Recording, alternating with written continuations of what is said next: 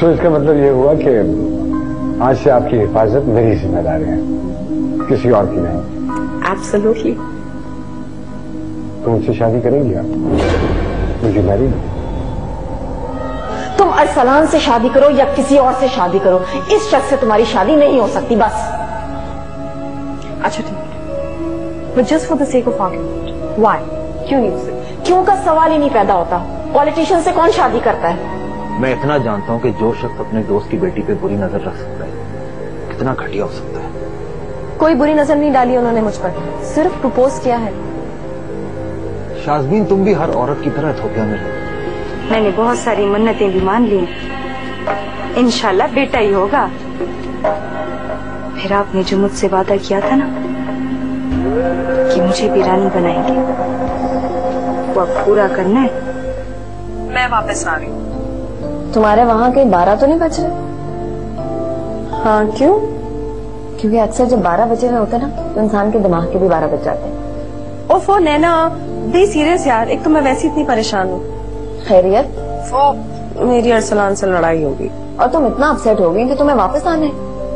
यार फिर तो बहुत ही सीरियस मामला होगा। नहीं यार, ऐसी कोई बात नहीं। एक्चुअली वो मलिक साहब की बुराइयां कर रहा था यार। तो तुम मलिक के बारे में सीरियस हो? फॉर गॉड सेक नैना, क्या तुम थोड़ी देर के लिए सीरियस हो सकती हो? यार बात मेरे सीरियस होने ना होने की नहीं है, बात यह है कि तुम किस बंदे के बारे में सीरियस हो। अच्छा भाई, मैं मजाक कर रही थी यार। अच्छा मुझे बात बताओ। वो एक्चुअली मलिक साहब ने मुझे प्रपोज किया। नहीं, कसम से? हाँ कसम से। अरे यार ये तो अखबार में छपने वाली खबर है। नैना खबरदार जो तुमने किसी को बताया कि मैंने मना कर दिया उनको। तुम उन्हें मना भी कर चुकी हो? क्या बात है तुम्हारी शाज़मीन। हाँ वो तो है, लेकिन you know what, I think is really sweet. मुझे अफसोस भी हो रहा था कि मैंने उनको मना कर दिया। वैसे ठीक किया ना? हाँ हाँ एब्सोल्युटली। वैसे मुझे एक बात बताओ, उनके प्राइम मिनिस्टर बनने के चांसेस हैं? मुझे क्या पता। अरे यही तो पता करने वाली बात है। अगर चांसेस हैं तो तुम उनसे शादी कर लो, 5 साल के लिए पाकिस्तान तुम्हारा जागीर बन जाएगा, फिर तुम दोनों हाथों से इसे लूटना। फिर जैसे ही मलिक साहब ने कुर्सी छोड़ी, तुमने मलिक साहब को छोड़ दिया। वैसे एक बात है, एक मरे हुए हाथी की भी कीमत है ना 1.25 लाख होती है। तो फिर तुम उनका बैंक बैलेंस चेक करके निकलना। नैना अच्छा ठीक है यार, sorry, I can't help it. Point ये है कि तुम पॉजिटिव्स और नेगेटिव्स दोनों चीजें देखो और जज करो। हाँ हाँ देख चुकी हूँ मैं पहले से। उनमें बस job, age difference, culture difference और हाई रिस्क फ्यूचर के अलावा और कोई बुराई नहीं है। बस इतने से मसले? फिर तो तुम्हें फौरन शादी कर लेनी चाहिए। नहीं मैं ये थोड़ी कह रही हूँ कि मुझे उनसे शादी करनी है। मुझे तो अरसलान से लड़ाई पे अफसोस हो रहा है, ऊपर से मामा के प्रेशर। वैसे on a more serious note, जो चेंज तुम मुल्क में लाना चाहते हो ना, वो मलिक साहब के साथ ही हो सकता है, अरसलान के साथ नहीं। बशर्ते ये कि मलिक साहब सही आदमी है। वो ठीक आदमी है ना? छोड़ दो मुझे, कहाँ लेके जा रहे हो? मैं मरना नहीं चाहती। तुम मुझे मारना चाहते हो ना? चलो। मैं खुदा की कसम किसी से कुछ नहीं कहूँगी। पकड़ो पकड़ो इसे, पकड़ो। शाज़मीन, शाज़मीन, शाज़मीन। जी मामा। ये क्या है? पेंटिंग लग रही है। ये मलिक ने भेजी है तुम्हें? तुमने शादी से इनकार नहीं किया था? कर दिया था मामा। तो फिर क्यों भेजी है उसने ये? मुझे क्या पता, पूछ के बताऊंगी।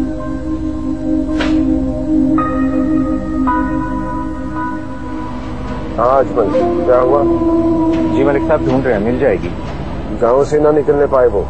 नहीं निकलेगी मलिक साहब। निकलना तो उसे तुम्हारे हाथ से भी नहीं चाहिए था।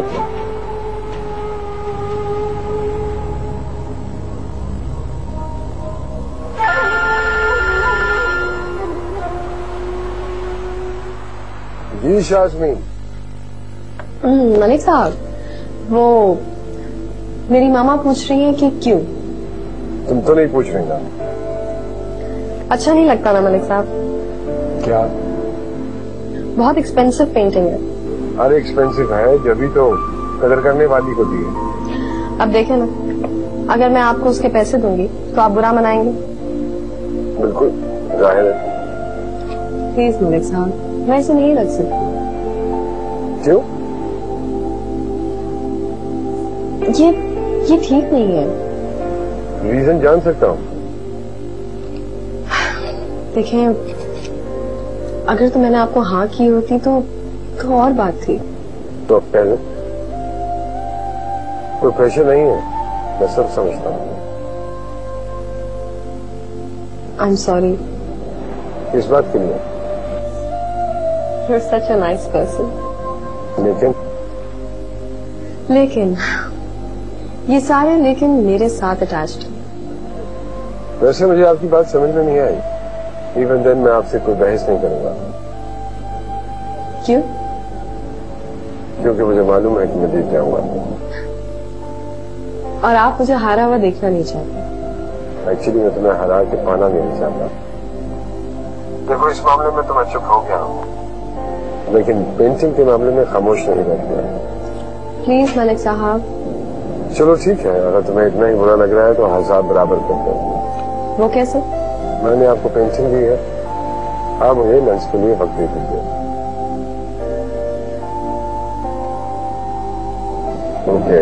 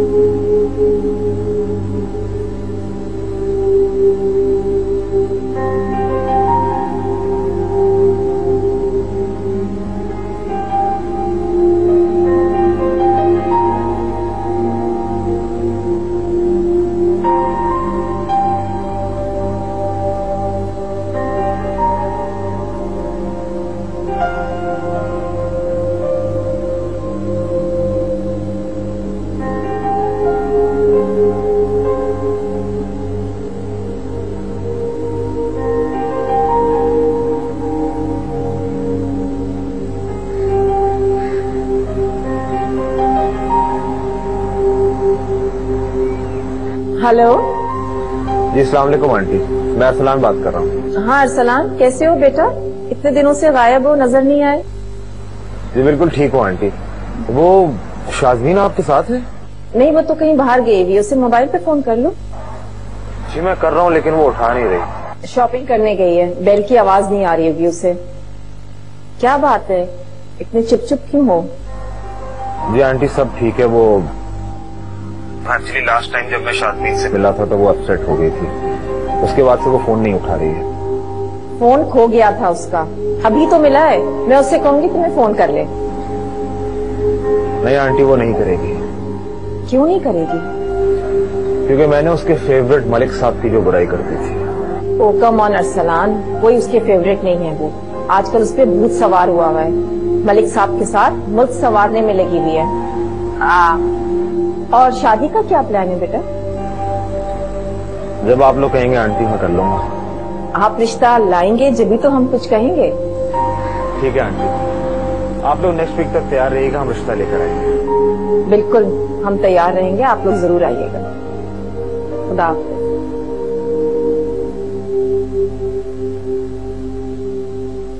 प्लानिंग कोई भी हो, लेकिन कंसिस्टेंसी होनी चाहिए मलिक साहब। वैसे मेरा ख्याल है कि हमें सबसे पहले इम्पोर्टेंस रूरल एरियाज को देनी चाहिए। आप बताएं, आपके गांव में कम से कम 10 गर्ल्स स्कूल्स तो होंगे ना? उससे भी ज्यादा है। अरे इससे क्या फर्क पड़ता है? आप ये बताइए कि आप क्या कहना चाह रही हैं?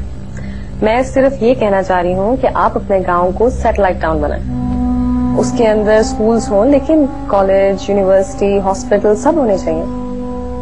एंड आई एम श्योर आप उस बारे में कुछ ना कुछ तो कर ही रहे होंगे। वैसे मेरा आपका गांव देखने का बहुत दिल चाहता है। कभी इत्तेफाक नहीं हुआ इंटीरियर्स में जाने का? नेवर। वैसे हाउ रिडिकुलस इज दैट ना, कराची मेरा शहर है और मैं कभी फेयर हॉल से आगे भी नहीं गई। And you are so lucky, आप पूरे पाकिस्तान को जानते हैं, उसके लिए इतना काम कर रहे हैं। आई एनवी यू। अरे ये तो इंसान के हाथ में होता है कि वो क्या करना चाह रहा है, वरना आज के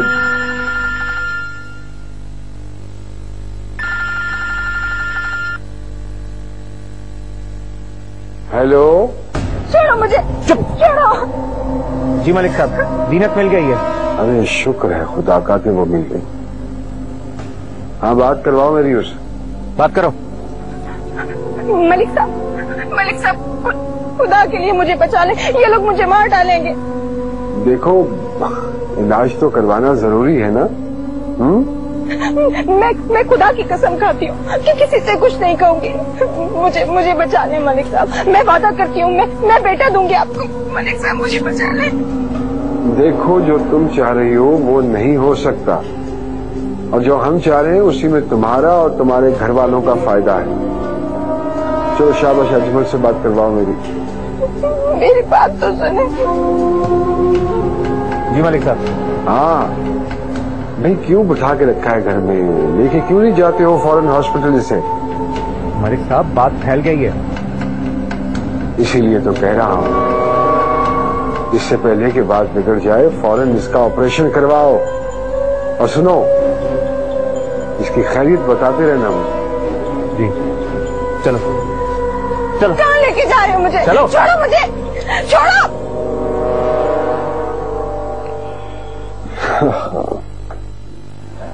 सब खैरियत तो है मलिक साहब? अरे हाँ बस सफाई वाली है, पेट में ट्यूमर हो गया है इसके। अब देखो इलाज तो करवाना है लेकिन नहीं करवा रही। मुझे लगता था कि आप लोग अपने नौकरों को इतना मुंह नहीं लगाते। हम ऐसा क्यों करेंगे?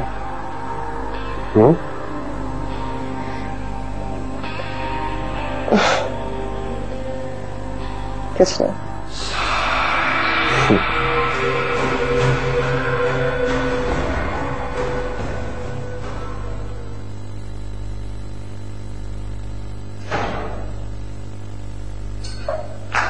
कहाँ इतनी देर लगा दी तुमने? मैं परेशान हो रही थी। मैंने आपको बताया तो था कि लंच पे जा रही हूँ। रात के 10 बजे लंच? हाँ वो एक्चुअली डिस्कशन इतनी लंबी हो गई थी कि टाइम का पता ही नहीं चला। आप मुझे फोन कर लेती ना। फोन चेक करो अपना। फोन चेक कर? मेरा फोन तो ऑन था, कोई बेल नहीं बजी। ये देखिए, कोई मिस्ड कॉल नहीं। ओह माय गॉड, ये साइलेंट पे कैसे हो? जादू से। मैं तुम्हारे लिए इतनी फिक्र में रहती हूँ, तुम इतना इर्रिस्पॉन्सिबल हो जाती हो। I'm sorry मनु, मुझे नहीं पता ये कैसे हो गया। एनीवेज, अरसलान तुम्हें बहुत फोन कर रहा था। ओह माय गॉड, वो समझ रहा था कि मैं अभी तक नाराज हूँ उससे।